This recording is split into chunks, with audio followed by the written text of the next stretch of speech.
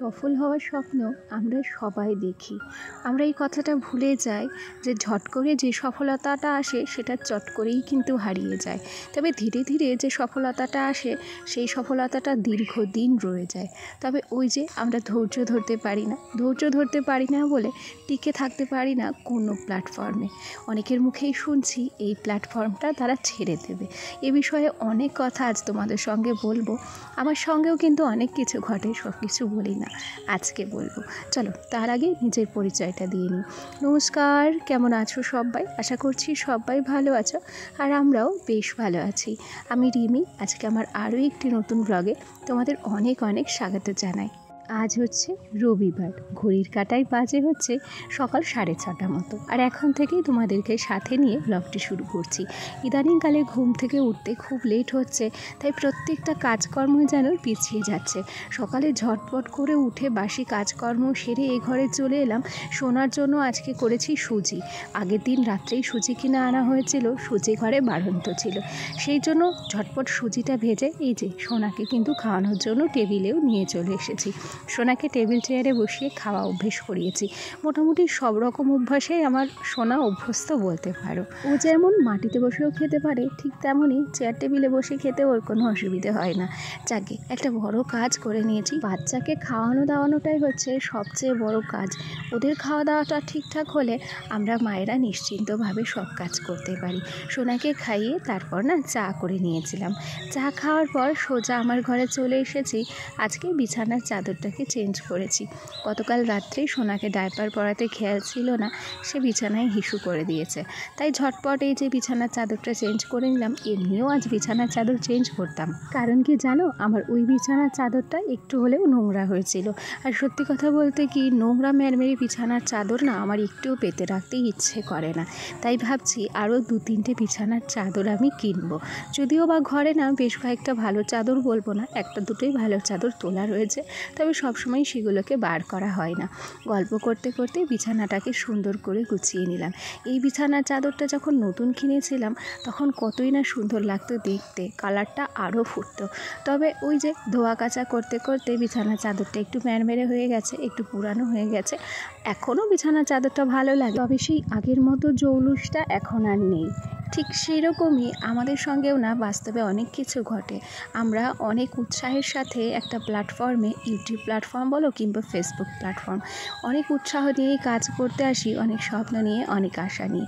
একটা সময় কাজ করতে করতে করতে করতে যখন দেখি যে সফলতা পাচ্ছি না, পুরানো হয়ে যাচ্ছি, ঠিক তখনই আমাদের মনোবল ভেঙে যায়। আমাদের ধৈর্য আর বাঁধ মানে না। আমরা ভাবি, আমরা মনে হয় হার মেনে গেলাম, আর মনে হয় আমরা সফলতা পাবো না। ঠিক তখনই আমরা কী করি, এই সমস্ত প্ল্যাটফর্মগুলো ছেড়ে দেওয়ার চেষ্টা করি। আচ্ছা, আমি অনেককে কমিউনিটি পোস্টের মাধ্যমে বলতে শুনেছি, অনেককে ভিডিওর মাধ্যমে বলতে শুনেছি যে তারা আর কাজ করতে চায় না। আচ্ছা বলো তো, কাজ কেন করবে না? তোমরা কি রেগুলারের কাজগুলো বাড়িতে করো না? নিশ্চয়ই করো। এই যে সমস্ত কাজগুলো, এগুলো অফ ক্যামেরাতেও আমাদের করতে হয়, অন ক্যামেরাতেও করতে হয়। হ্যাঁ, একটা কথা কি, ভিডিওগুলো ক্লিপ নিয়ে এডিটিং করতে, ভয়েস ওভার দিতে, ভিডিও পোস্ট করতে অনেক কষ্ট হয়। প্রত্যেক দিন তো এই সমস্ত কাজ আমরা করি। না হয় আর একটু ধৈর্য নিয়ে এডিটিং করে নিজেদের মনের মতো কন্টেন্ট তৈরি করে আমরা পোস্ট করলাম, তাতে করে আজ না হয় 6 মাস পরেও হয়তো সেই কন্টেন্টগুলোতে ভিউজ আসতে পারে। হয়তো একদিন না একদিন ভগবান চাইলে আমাদের ভিডিওগুলো ভাইরাল করে দিতে পারে। একটা জায়গায় টিকে থাকা অতটা সহজ নয়, অতটা সোজা নয়। তবুও মনের জোর নিয়ে চলো না এগিয়ে যাই।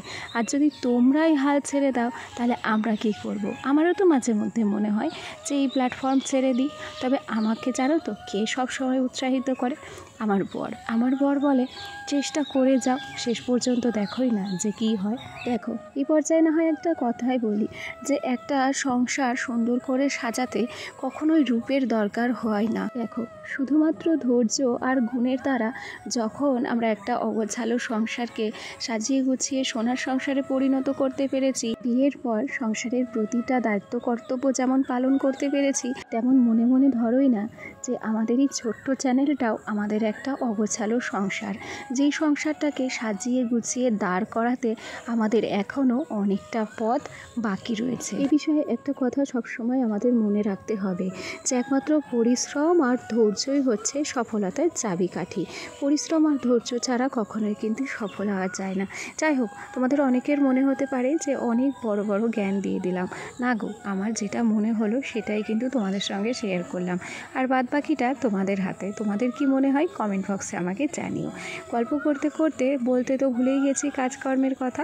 আজকে না রান্নাবান্না ছিল না বলবো না, আজকে আমি ভাত রান্না করিনি। আজকে যেহেতু নীল পুজো ছিল, হোমের উপোস ছিল, তাই আজকে আর ভাত খাবো না ভেবেছিলাম। আজকে করেছিলাম পরোটা, আর হয়েছিল ছোলার ডাল, আর সেই সাথে করেছিলাম সেমাই। আজকের দিনটা রাত পর্যন্তই ভাত না খেয়ে থাকবো। আগামীকাল আবার স্নান করে রান্নাবান্না করে নেব। আসলে সব ষষ্ঠী আমার বাবার বাড়ির মধ্যে আছে, যেমন শীতলা ষষ্ঠী, তারপর চাপড়া ষষ্ঠী, নীল ষষ্ঠী, অশোক ষষ্ঠী। তবে আমার শ্বশুর বাড়ির মধ্যে কোনো কিছুই নেই। তবে কি বলো তো, ষষ্ঠী হিসেবে আমি সেটা পালন করিনি। মাকে জিজ্ঞাসা করেছিলাম, মা বলেছিল যে আজকের দিন ভাত না খেলে বেশি ভালো হয়, তাই আজকে কিন্তু ভাত আমরা খাইনি। সমস্ত কিছু রান্নাবান্না কমপ্লিট করে নিয়েছি। একেবারে স্নান করে মাথায় শ্যাম্পু করে তারপরেই কিন্তু খাবার খাবো। এ পর্যায়ে সংসারের সমস্ত কাজকর্ম ছিল সেগুলোই সেরে নিয়েছি। ধোয়া কাচা কোনো কিছুই বাকি ছিল না, তবে কাছাকাছি আজকে করিনি। আজকের কাছাকাছিটা আগামীকালের জন্য রেখে দিলাম। তাছাড়া বাসন মাজা থেকে শুরু করে সংসারের যাবতীয় কাজ কিন্তু তোমাদের সঙ্গে গল্প করতে করতেই করে নিয়েছি। এ পর্যায়ে সুন্দর করে আমার এই তক্তাটাকে গুছিয়ে নিয়েছি। আমার ঘরের প্রতিটা কোণা আমার ভীষণ প্রিয়, তাই আমার খুব ইচ্ছে হয় যেন ঘরের প্রতিটি কোণা কোণা আমার সাজানো থাকে। আর সেই মতো আমার বরকে কতগুলো তক্তা টাঙিয়ে দিতে বলেছি ঘরে, জানো সে আজ দিয়ে কাল দিয়ে করে দেয়ই না। আসলে তক্তাই খুঁজে পাওয়া যায় না। তক্তা ভালো খুঁজতে গেলে বাবার বাড়ি যেতে হবে। ওই যে আমাদের সেন্টারিংয়ের তক্তা রয়েছে বেশ নতুন নতুন ঘরে তোলা, সেই তক্তাগুলোই ভাবছি কয়েকটা নিয়ে আসবো। বেশ কয়েকদিন ধরে শরীরের উপর অনেক ধকল যাচ্ছে, জানি না গো যে গরম পড়ছে বলে কি শরীরটা এত খারাপ করছে। আসলে 3-3টে অপারেশন বলে কথা, জানো শরীরে কখন যে কী হয় আমি নিজেও বুঝতে পারি না। আর কোথা থেকে যে শরীরটা খারাপ করে সেটাও আমি বুঝতে পারি না। তবে গরম আসলে যেন ইদানিংকালে এই সমস্যাটা আমি বেশি দেখছি। সেই জন্য না কাজকর্ম অনেকটা কমিয়ে দিয়েছি বলতে পারো। আগে যে পরিমাণ কাজকর্ম করতাম এখন তার 3 ভাগের 1 ভাগই করা হয়। ভয়ে করতে পারি না যে হঠাৎ করে কোথা থেকে কেমন যে শরীর খারাপ করবে, তখন আমাকে দেখার মতো আর কেউ থাকবে না। যদিও বা বর কাছে থাকে না, থাকে প্রায় 1.5-2 ঘন্টার রাস্তা দূরে। তবে কি বলতো, সে চট করে চাইলেই আর আসতে পারে না গো, এটাই সবচেয়ে বড় সমস্যা। নাও, গল্প করতে করতে স্নান করে নিয়েছি, আর তারপর এই যে খাবারটা নিয়ে বসেও পড়েছি। সত্যি কথা বলতে কি জানো তো, একা হাতে না সংসারের সমস্ত দায়িত্ব সামলানো, সমস্ত কাজ করা ভীষণ কষ্টকর হয়ে যায়। সংসারের কাজগুলো যদি ভাগ করে নেওয়ার মানুষ থাকে তাহলে যেন এক প্রকার সোনায় সোহাগা। কারোরই কোনো রকম কোনো কষ্ট হয় না একটা সংসার সামলাতে, আর একা সংসার সামলাতে ভীষণ চাপ হয়ে যায়। গল্প করতে করতে এটা গতকালকে শপিং মলের ভিডিও ছিল, যেটা তোমাদের সঙ্গে আর শেয়ার করা হয়নি। এটা তো আমরা এসেছিলাম হোম অ্যাপ্লায়েন্সের কাউন্টারে। ভীষণ সুন্দর সুন্দর জিনিস ছিল এখানে। আর এই সোনার জন্য ফ্লাক্সগুলো না আমার ভীষণ পছন্দ হচ্ছিল। তবে আমি সোনার জন্য একটা ফ্লাক্স কিনেছি, সেটা অবশ্যই তোমাদের সঙ্গে আগামীকাল শেয়ার করব। আর এখানে ট্রে থেকে শুরু করে প্লেট বাটি সমস্ত কিছুই না চোখে ধরার মতো ছিল, আর দামগুলোও খুব কম ছিল। এখান থেকে 2টো বাটি কাম প্লেট আমি নিয়েছি, সেটাও অবশ্য তোমাদের সঙ্গে শেয়ার করব। এই যে আমার বর কিন্তু সমস্ত জিনিস দেখাশোনা করছে, আর আমি ক্যামেরাম্যানের মতো তার পিছনে দাঁড়িয়ে রয়েছি। আর আগের দিন বলেছিলাম না 2 পিসের কথা, দেখো তো এই 2 পিস দুটো কেমন লাগছে। না, এই দুটো নিয়েছি কিনা এখনও পর্যন্ত কিন্তু তোমাদেরকে বলবো না, তবে এইটুকু বলতে পারি যে এটা পরে আমি ট্রায়াল দিচ্ছিলাম যে কেমন লাগছিল। আর অবশ্যই কেনাকাটা কী কী করলাম সেটা তো তোমাদের সঙ্গে শেয়ার করব। তাহলে আজকের ভিডিওটি তোমাদের কেমন লাগলো, সেই সাথে এই 2 পিস দুটো কেমন লাগছে কমেন্ট করে জানাতে ভুলো না। চলো আজ আসি, কাল আবার দেখা হবে নতুন ভিডিওর সাথে। সবাই ভালো থেকো, সুস্থ থেকো, টাটা সবাইকে।